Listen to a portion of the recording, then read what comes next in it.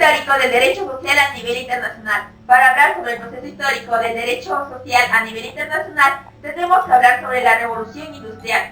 La primera revolución industrial comienza en Inglaterra en 1760 y se extiende de allí a otros países de Europa Occidental y Estados Unidos de América hasta 1840. La revolución industrial supuso el paso de una economía rural basada fundamentalmente en la agricultura, pero también caracterizada por el predominio del comercio y de la producción manual de bienes, a una economía urbana, industrializada y mecanizada. Además de ello, la revolución industrial significó no solo el despliegue económico y tecnológico de las principales potencias europeas y de Estados Unidos, también fue causa de innumerables injusticias sociales, como intercambios desiguales entre la burguesía y la clase obrera, explotación del proletariado, la absolutización del capital como valor social y el surgimiento de ideologías y revueltas sociales que pretendían darle la vuelta a la situación.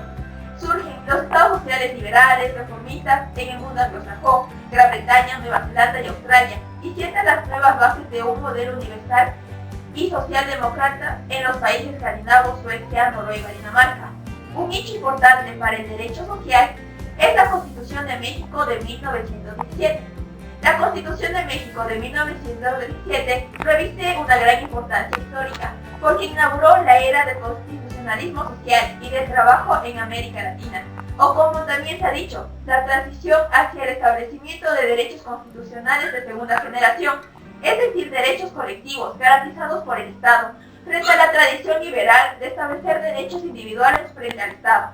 En otras palabras, la excepcionalidad de la Constitución de 1917 consiste en el surgimiento de una responsabilidad estatal proactiva frente a los derechos de los trabajadores, como también se ha señalado en distintos lugares, de una concepción liberal en la que los individuos son protegidos por garantías frente a las acciones del Estado. Se transite de otra corte social en el Estado interviene para los derechos colectivos de los trabajadores. La Sociedad de las Naciones Unidas o Liga de las Naciones fue un organismo internacional creado por el Tratado de Versalles el 28 de junio de 1919.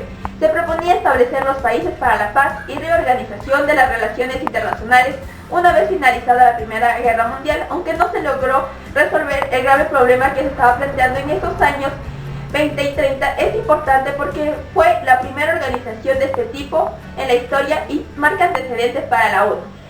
La OIT también fue creada en 1919, también como parte del Tratado de Versalles. La fuerza que impulsó la creación de la OIT fue provocada por las consideraciones sobre seguridad, humanitarias, políticas y económicas. Al sintetizar el preámbulo de la Constitución de la OIT, dice que las altas partes contratantes están motivadas por sentimientos de justicia, humanidad, así como para el deseo de asegurar la paz y determinación del mundo. Otra constitución importante es la Constitución de Weimar.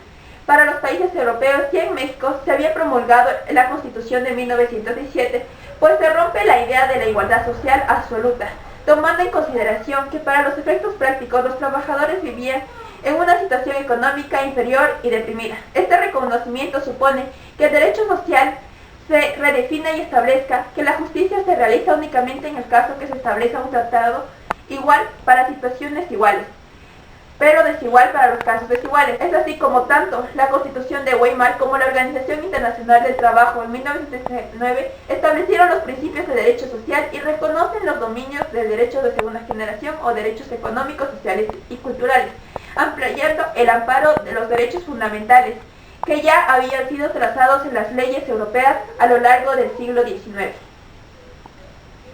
Si bien la nueva Constitución reconoce a los alemanes diversos derechos que ya estaban plasmados en la antigua Constitución del Imperio Alemán, se amplió el rango de los derechos básicos para acabar cuestiones como la libertad de culto, el derecho a la educación, el derecho a la libre empresa y a la libre socialización de la industrialización.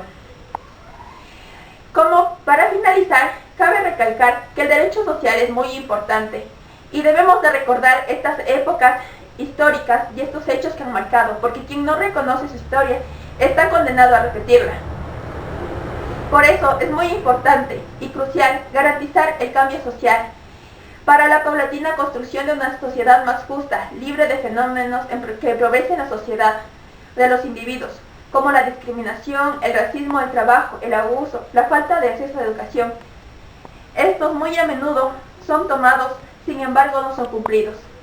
Muchas gracias.